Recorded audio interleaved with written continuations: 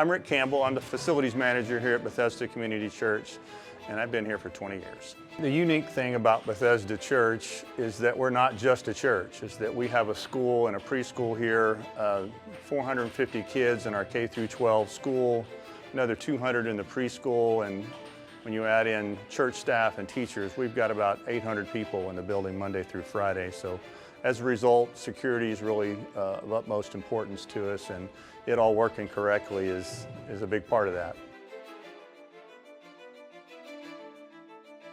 Our fire system specifically was pretty old and outdated, and we were getting a lot of faults, trouble signals. That can be a nightmare, especially when you're not on site, when it's happening, and then you're trying to figure, hey, is this real? Do I need to get up and get dressed and hustle down there in the middle of the night? Or so. The other thing about the old fire system, although it was effective in that it created this sense of urgency and almost panic, especially with the young children.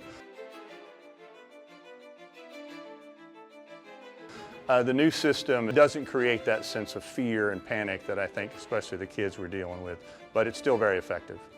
Having that all resolved has been a load off of me as the facilities manager for sure. It's great having all the cameras and being able to, if my burglar alarm goes off here at the building, I can jump on a camera and see, hey, is that somebody that's on staff just not realizing the alarm was set and trying to access the building, or is there something else going on? And having remote access to be able to also turn that alarm off and on when something like that happens is a huge help. They were great. During the install, we were having to stay up and running. We're a daily preschool.